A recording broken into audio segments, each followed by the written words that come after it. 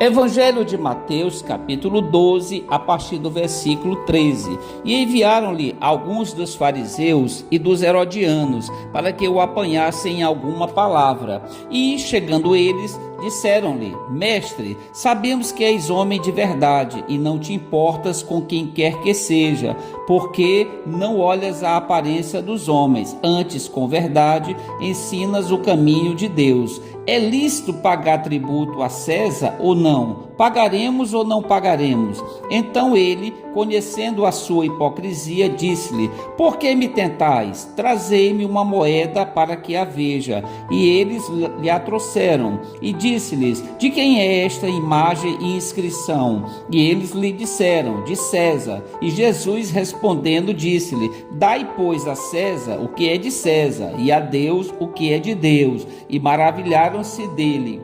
Então os saduceus, que dizem que não há ressurreição, aproximaram-se dele e perguntaram, dizendo: Mestre, Moisés nos escreveu que, se morresse o irmão de alguém e deixasse a mulher e não deixasse filhos, seu irmão tomasse a mulher dele e suscitasse descendência a seu irmão. Ora, havia 7 irmãos, e o primeiro tomou a mulher e morreu sem deixar descendência, e o segundo também a tomou e morreu, e nem este deixou descendência, e o terceiro da mesma maneira, e tomaram-na os 7, sem contudo terem deixado descendência. Finalmente, depois de todos, morreu também a mulher. Na ressurreição, pois, quando ressuscitarem, de qual destes será a mulher? Porque os 7 a tiveram por mulher. E Jesus respondendo disse-lhes: Porventura não errais vós, em razão de não saberdes as Escrituras nem o poder de Deus?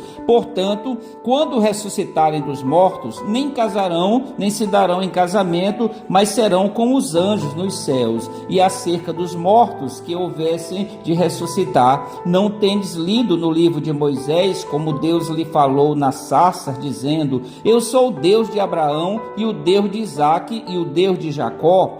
Ora, Deus não é de mortos, mas sim é Deus de vivos. Por isso, vós errais muito. Aproximou-se dele um dos escribas que eu tinha ouvido disputar e, sabendo que eles tinham respondido bem, perguntou-lhe: Qual é o primeiro de todos os mandamentos? E Jesus respondeu-lhe: O primeiro de todos os mandamentos é: Ouve, Israel, o Senhor nosso Deus é o único Senhor. Amarás, pois, ao Senhor teu Deus de todo o teu coração e de toda a tua alma e de todo o teu entendimento e de todas as tuas forças. Este é o primeiro mandamento.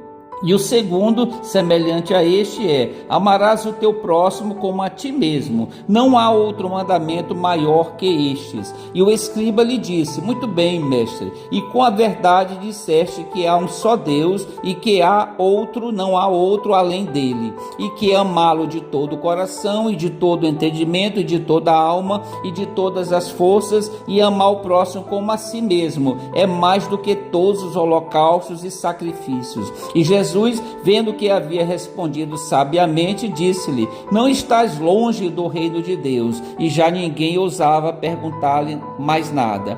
E falando Jesus dizia, ensinando no templo: Como dizem os escribas que o Cristo é o filho de Davi? O próprio Davi disse pelo Espírito Santo: O Senhor disse ao meu Senhor: Assenta-te à minha direita, até que eu ponha os teus inimigos por escabelo dos teus pés. Pois se Davi mesmo lhe chama Senhor, como é logo o seu filho? E a grande multidão o ouvia de boa vontade, e ensinando-os dizia-lhes: Guardai-vos dos escribas, que gostam de andar com vestes compridas, e das saudações nas praças, e das primeiras cadeiras nas sinagogas, e dos primeiros assentos nas ceias, que devoram as casas das viúvas, e isso com pretexto de largas orações. Estes receberão mais grave condenação. E estando Jesus assentado defronte da arca do tesouro, observava a maneira como a multidão lançava o dinheiro na arca do tesouro, e muitos ricos depositavam muito. Vindo, porém, uma pobre viúva, depositou 2 pequenas moedas que valiam 5 réis, e chamando os seus discípulos, disse-lhes: